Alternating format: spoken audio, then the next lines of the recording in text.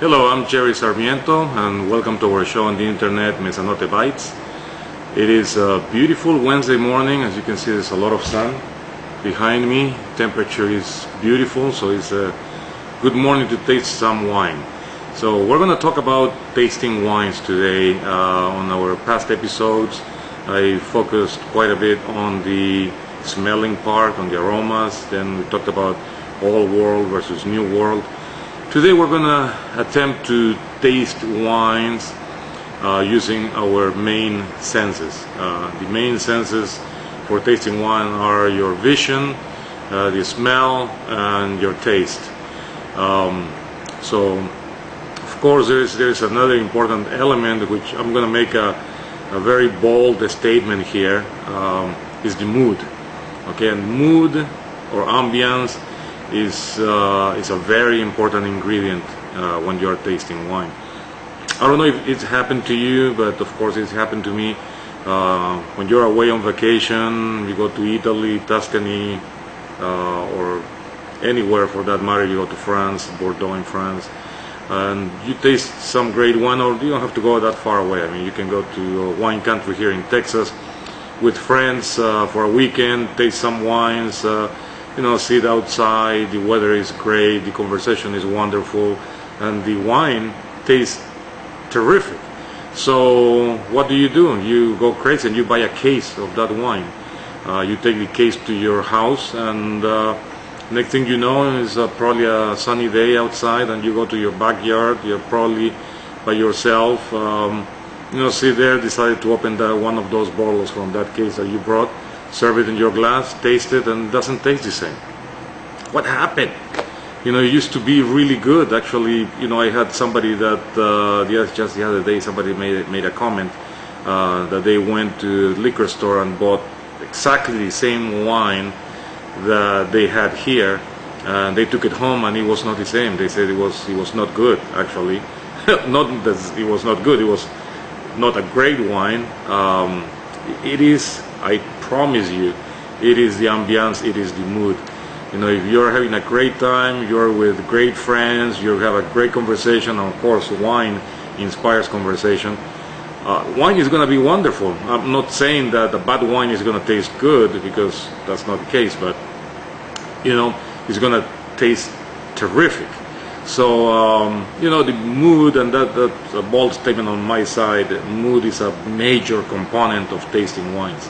So keep that in mind. If you're sitting in your backyard facing your fence and some plants, and you're by yourself and try some wine, you're probably not going to enjoy it as much as if you are here at Mezzanotte or at another great restaurant in Houston and order a good bottle of wine. You have some friends with you. You get the point.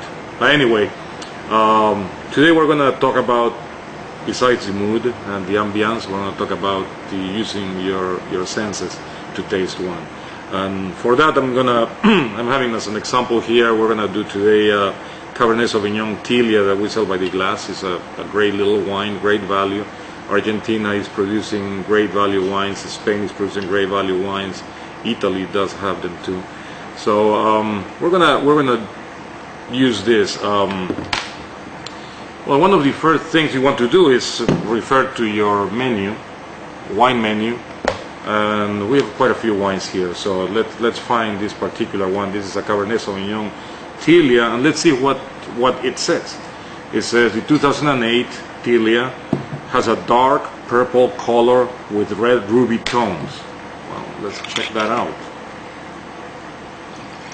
Let's see. And there are a lot of people that say, put it against a white background so you can see the color. You don't really need to see that much color. There are lighter wines like Pinot Noir, which is almost translucent. It's a very light body wine. There are heavier wines like a Cabernet Sauvignon, and you can tell the age of the wine by its color. Actually, there are two phases in my mind. That very crisp colors like this, and it's true. It says dark purple color with ruby red tones. It does have ruby red tones.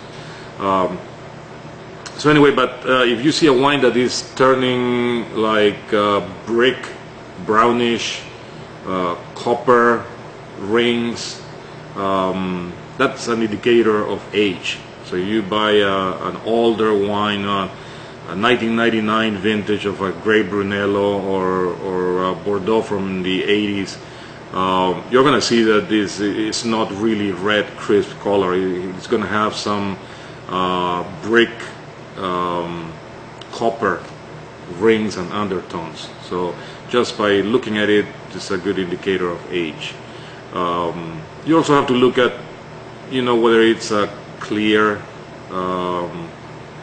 doesn't have any deficiencies in the color, but normally you will see that in a good wine. Let's see what else they say. They said the nose is full of ripe red fruits, sweet spice, and a touch of tobacco. Oh, but before we do that, let's talk about something else. Legs. A lot of people, you swirl your glass and then you wait for those legs or tears to form. The legs are not an indicator of quality or an indicator. Some time ago, it was said that legs was an indicator of wine being stronger or bigger. Not so. It's actually an indicator of viscosity. Viscosity comes from concentration, leftover sugars, or alcohol, or both. So you always check it out, see if it has legs forming in your glass, and the thicker they are, the more viscosity. It could be an indicator of alcohol. So let's check this one out. This one out is 13.5 alcohol, so it's not a lot of alcohol. 13% is usually the average. You see now in California a lot of 15 and 16% alcohol. Those are alcoholic wines. Like you can taste them also when burning a little bit when it goes down your throat. So this one is not, but it does have pretty decent legs. It's always fun to check it out. Use your vision to check the wine, check the color, check the clarity, check the legs. So we're gonna go to the nose, and by now you should feel very comfortable with the aromas. We spent the first episode on aromas. We spent the second episode on building your kit, how to train your memory banks to identify aromas. So by now you should probably be fairly comfortable with this. And again, what I smell could be different to what you smell, and we both are right. So feel very confident about it. Just swirl it, smell it, and see what you get. The book says the nose is full of ripe red fruit, sweet spice, and a touch of tobacco. I smell fruits. I'm not sure if they are red or ripe. Well, if they are unripe, they won't smell that much. So probably it's an indicator of more fruit smell. Tobacco. There's a little hint of tobacco here. If I hadn't read it, I probably would be trying to figure out what it is. Maybe my memory bank is not that trained on tobacco. I don't smoke, so maybe that's it. But now that I read it, and that's a good thing about referring to your notes here, to the menu, because now I could identify a little bit of tobacco here. So I can agree with everything they say. And then they go on to the mouth. Let's talk about flavors. And flavors are very limited. It's not like aromas, that there are thousands of aromas out there. On the taste, there are only a few. Sour, sweet, and not the others. I don't remember the others. But anyway, pungent. Actually, pungent is aroma more than anything. But anyway, it says here the mouthfeel shows red currant and cassis fruit layered with notes of cedar and espresso bean. That's quite a thing, because those are actually more aromas than taste.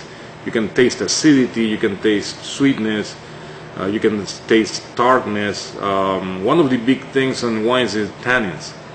I don't know if you can identify tannins or what they are, but if you're in doubt, make yourself brew some tea, like with a couple of bags of tea, put boiling water, let it sit and make a very strong tea, let it cool off, and drink it.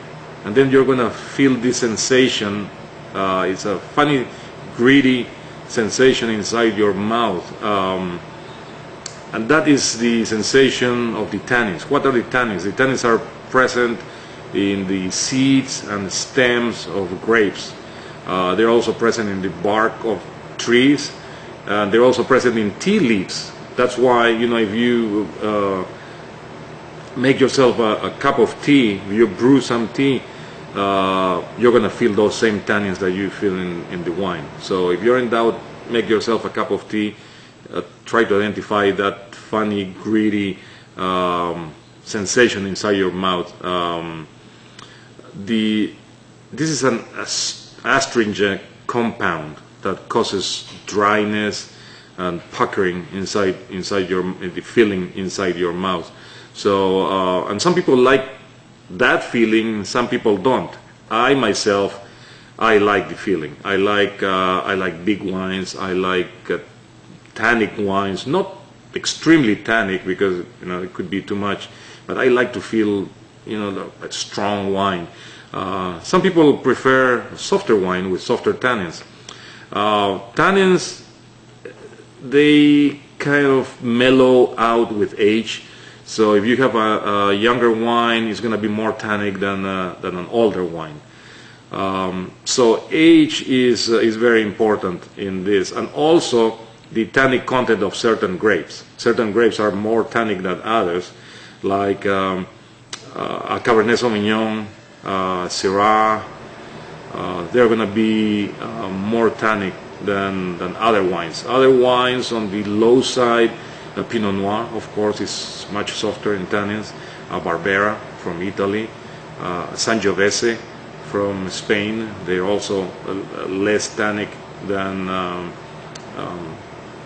other wines. So age, you know, the older the wine, the less tannins. The grape, you know, you prefer lower tannins, you go for a Pinot Noir, for a Barbera, for a Sangiovese. If you like more tannins, you go straight for a Cabernet Sauvignon. Also, the food is very important. It's very different to drink wine by itself than drinking wine with food. It's amazing how food complements. We'll talk about pairings later in another episode. But the tannins will mellow out also with when you pair it with proteins, like you know, a good big steak, or a rack of lamb, or a veal chop, or a acidic pasta sauce, like you know, bolognese sauce.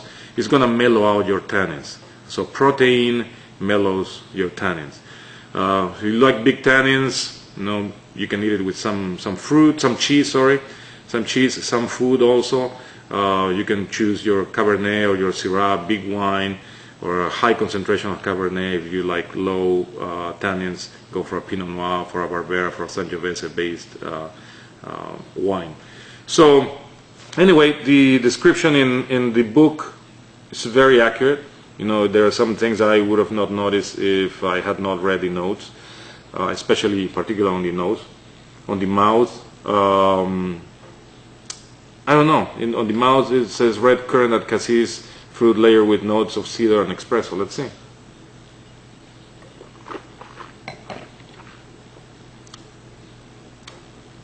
Okay, I'm going to summarize my findings here. I like it. So anyway, and you've seen probably the experts swilling and spitting and sucking air.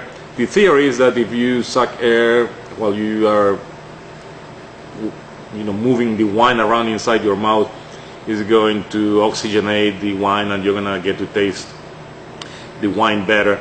But it's kind of weird to be sitting, you know, with friends and start doing gargles with your wine. So don't go to that extreme. You know, just suffice to say that you know, by looking at it, getting the scents that you see on the book, or the scents that you can identify, and tasting it, it's enough. You know, the bottom line is you like it or you don't. In this particular case, I love it. It's really good, and this time in the morning is very refreshing. So with that, that's it for today. We're going to be talking about a number of different subjects in future episodes, and it's Wednesday. Have a great rest of the week. Enjoy your food, enjoy your wine, enjoy the company, enjoy life in general. We'll see you soon. Cheers from Mezzanotte.